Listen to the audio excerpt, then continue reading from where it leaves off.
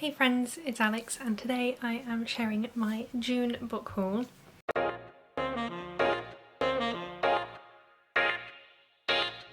It is a little bit late because I went on holiday for the last week and a half of June and just didn't think to film it before I went, and then I just haven't got around to filming it till now, so it's just a little bit late this month. We're nearly halfway through July, but oh well, it's here finally. So I hauled way too many books in June, around 20 or 21, and I have not read that many books in June. I'm trying to read more than I haul each month just to try and keep my TBR somewhat under control. So I very much failed in June. It was just a massive failure. However, I have actually read some of the books I hauled. Either I bought a copy of a book I had already read, or I have bought the book and then read it, which I don't very often do. It usually takes me years to get around to the books I haul. So I'm quite proud of that. But yes, I definitely could have bought less last month.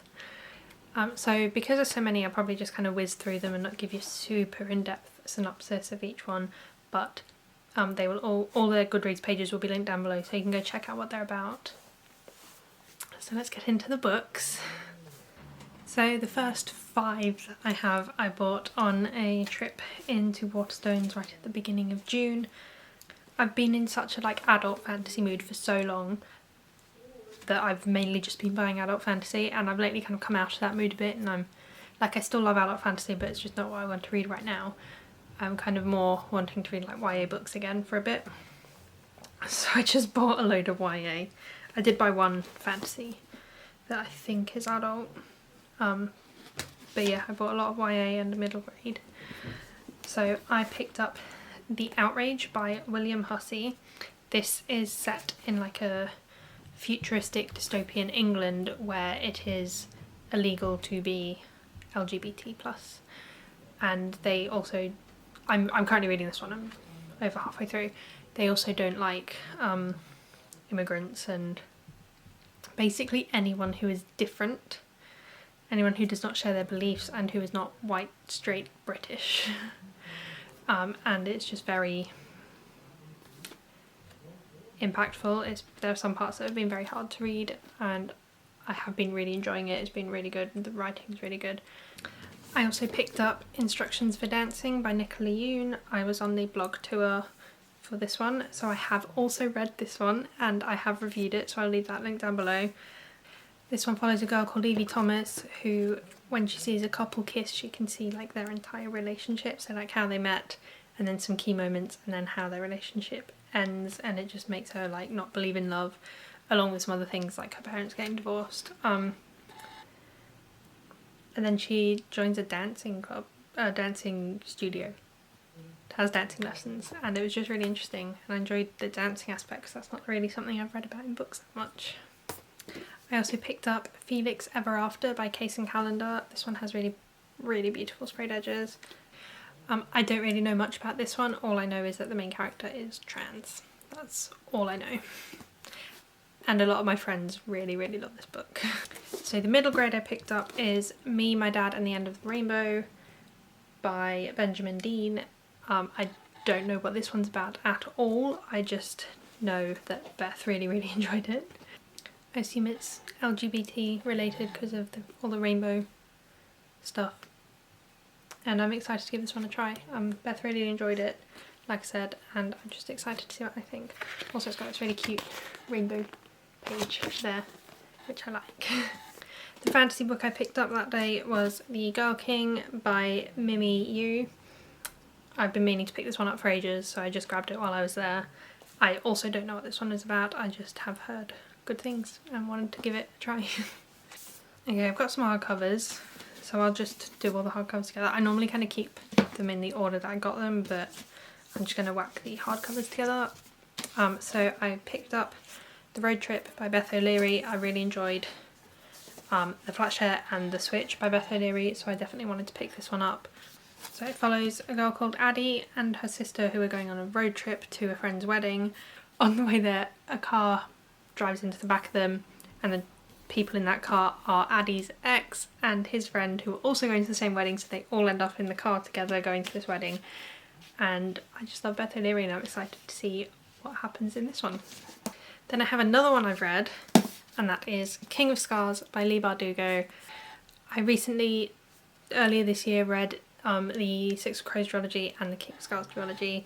I had previously, years and years and years ago, read the Shadow and Bone trilogy, didn't like it, never thought I'd want to continue on, so I never bought this when it first came out. So by the time I read it and realised I did like it and wanted a copy, it wasn't available in the UK hardcover with the pretty under the dust jacket. So it took me ages to find this, and I was really worried that I was going to get sent the US hardcover despite paying significantly more money than the US hardcover is worth. But they sent the right one and I'm very, very happy. And then I got some subscription box books. I can't remember which months these are for, so they may have been for May or they may have been for June. I can't remember. I think they're more likely to have been for May. I think I got them towards the start of June. So I have The Black Tongue Thief by Christopher Wellman. This is the Goldsboro Sci-Fi and Fantasy book for either May or June. Actually, it might say inside it. It's the book for May. I have no idea what this is about. All I know is that it's an adult fantasy because it's from the Goldsboro Sci-Fi Fantasy Fellowship. That's the word I was looking for. So I'm excited to give this one a try and see what I think. It's also like, it's really nice and floppy and opens really well, so I'm really happy about that. Then I have Witches Steeped in Gold by Shannon Smart. This is the Fairy Loot copy. This was definitely the May box, I remember. I'm not sure I'm the biggest fan of this copy. It's very pretty, but I just really like the paperback cover as well, and also the standard UK edition is only paperback, which means that the second book's only going to come out in paperback, so I may pass this on and get it in paperback, but it is very pretty. And then I have the Illumicrate book for May, and I know it's for May because the June one has been delayed, and that is The Jasmine Throne by Tasha Suri. I once again don't know what this is about, but I've heard good things from friends who have read it and I'm really excited to give it a go. It's also got this lovely vine pattern on the edges, which I really like, and it's very long. So I'll just show you the last two hardcovers I got. They are Mrs. England by Stacey Halls. I've read The Foundling and The Familiars by Stacey Halls, and I really enjoyed them both. They are not books I would normally have picked up. I think I just found The Familiars really, really cheaply and it was really pretty, and so I picked it up not expecting to actually like it, so I don't actually know why I bought it, but then I did end up really enjoying it, so now I've been carrying on reading her books and I'm excited to give this one a try as well. Once again, I don't know what it's about. The last hardcover I got is Ace of Spades by Farida Abike Emide. This is the Illumicrate hardcover edition. It's once again normally just published in paperback. This is a very pretty edition. Very happy. This is another one that I am currently reading. I'm not very far through though. I'm buddy reading this one with Beth and I have a lot of catching up to do because I'm really behind, so I'm probably going to spend the rest of today doing that. I am really enjoying this one though. I'm really intrigued to see where it goes. I've heard a lot of good things once again from friends who have already read this and I'm just really excited.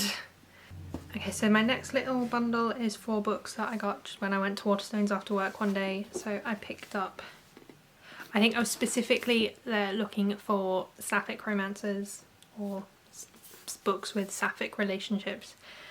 So I picked up Little and Lion, which I think I found on a list saying it does. This is by Brandy Colbert.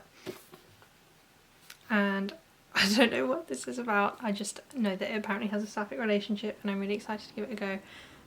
Okay, so it also features mental health representation. One of the characters has bipolar disorder, which is not something that I've read in a book before, I don't think, so I'm very interested to see what that's like.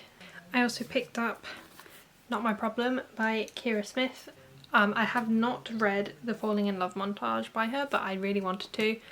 They didn't have that one in stock, so I picked this one up instead, and I'm really excited to give this one a try. She's another author I've heard very good things about from friends, and I'm excited to check this one out. I also picked up Hani and Issue's Guide to Fake Dating by Adiba Jagidar. This is another one that Beth has read very recently, and I believe she really enjoyed it, and I am once again know nothing about it, but I'm excited to read it. She's also the author who wrote The Henna Wars, which is another book I really want to check out, so I need to pick that one up soon. And then the last book I picked up that day, I don't know if it has, I don't think it has a sapphic relationship in, but I picked it up because I like the author and I've been meaning to get this book for a while, and I just saw it there. And that is A Brighter Fear by Kerry Drury. This one is set in Baghdad in 2003, and it just follows one girl's story while living in a city that's being bombed. I read Kerry's book set in Japan. One sec. It's called The Last Paper Crane, and it's set in Hiroshima, the city that had the atomic bomb dropped on it, and that was just so good, so emotional, but just so well done. And so I've been really wanting to check out some more of her books, so I picked this one up and I'm excited to give it a read. And then the last 6 books that I have this month I picked up while I was on holiday. So we found one of those bargain bookshops that was selling like 3 books for £5 or something. So I picked up The Book Ninja and Punching the Air. Punching the Air is one I have also read, and it was good, I enjoyed it. The Book Ninja I just picked up because book. And also apparently it's set in Melbourne in Australia. And then we also went to a Waterstones while we were away, and I picked up Only Mostly Devastated by Sophie Gonzalez. I am excited to read this one too. I think Beth and I are going to try and buddy read it because she also has a copy, and this is apparently a retelling of Grease, or well, Jen Bennett has described it as a queer update on Grease, so I'm excited to see what that means and check this one out. I also picked up some adult romances because at the time that was what I was in the mood for, but I didn't get around to them, so they're probably just going to sit on my shelves until I'm in the mood for them again. I picked up The Lido by Libby Page, which Beth really likes, and I picked up I'll Stop by Laura Jane Williams, which Blue really likes, so I picked up one of their recommendations each. I am excited to get to these. I tend to get into like an adult romance mood when I'm on holiday, so maybe these ones will have to wait until my next holiday, but hopefully we'll get to them soon and I'm excited. And then the last book I picked up is One Last Stop by Casey McQuiston. This is very popular, I'm sure you've probably heard of it, but if you haven't, it follows a 23-year-old girl called August who moves to New York, and then she meets a girl on the subway called Jane, but apparently Jane is from the 1970s, like literally, and it's set in modern day, so there's like a bit of a magical twist to it. It is also a female-female romance, which I'm excited for. I did start this one, but I just wasn't in the mood for it at the time, and I wasn't super getting on with the writing style, and like just at the time I was in the mood for books I could just read quickly and they were easy, and this one, because of the writing style, it wasn't as quick to get through as I was wanting at the time, so I just put it down and I'm going to come back to it when I'm more in the mood for it, which I think will be the best thing. So those were all the books I got in June. That was a lot. Hopefully I can actually get to some of them soon. I'll probably get to some of the contemporary soon because that seems to be the kind of mood I'm in right now. I hope you enjoyed this video, and if you did, please give it a thumbs up and subscribe if you haven't, and I will see you in my next one. Bye!